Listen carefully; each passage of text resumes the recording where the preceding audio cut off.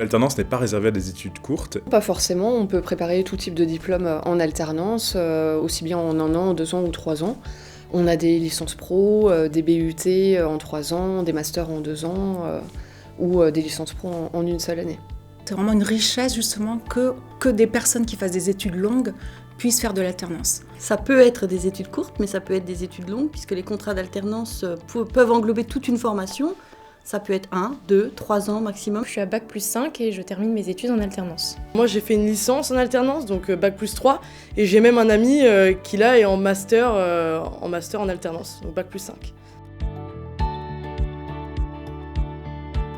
Alors non, au contraire, c'est un cursus qui est plutôt exigeant, puisqu'il faut être à la fois admis en formation et trouver une entreprise. Pour réussir en alternance, il faut à la fois savoir conjuguer une insertion en entreprise et réussir ses études.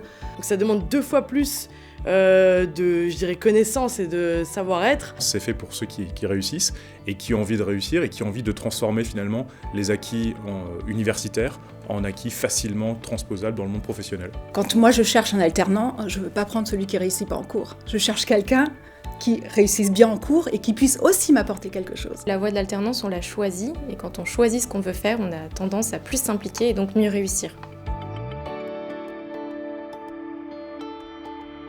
Ce n'est pas facile de trouver une entreprise, mais on est beaucoup aidé par le service alternance qui nous propose un réseau très large d'offres d'emploi et d'entreprises qui sont prêtes à accueillir de nouveaux alternants.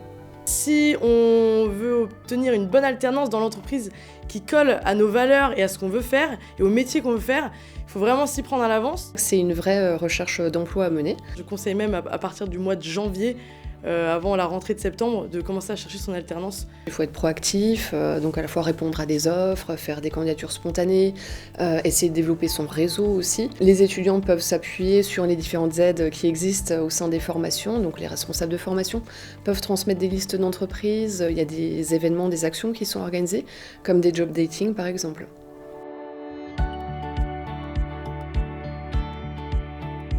Non. Pas forcément, pas uniquement, j'en suis la preuve même, je travaille au sein du service marketing. On peut préparer presque tous les métiers par la voie de l'alternance. À l'université, on peut devenir juriste d'entreprise, psychologue, éducateur sportif. L'alternance, dans mon esprit, c'était aussi un peu pour les métiers manuels. Mais la réalité fait qu'on peut apprendre à la fois un métier manuel et un métier, on va dire, plus intellectuel dans ce cadre-là. Effectivement, il y a des alternances où il y a des métiers manuels, mais par exemple pour mon cas, moi, je suis responsable de rayon, rien à voir avec le manuel. Moi, j'ai un alternant en master qualité. C'est purement administratif. Donc l'alternance, c'est une insertion en entreprise avant tout, quel que soit le métier.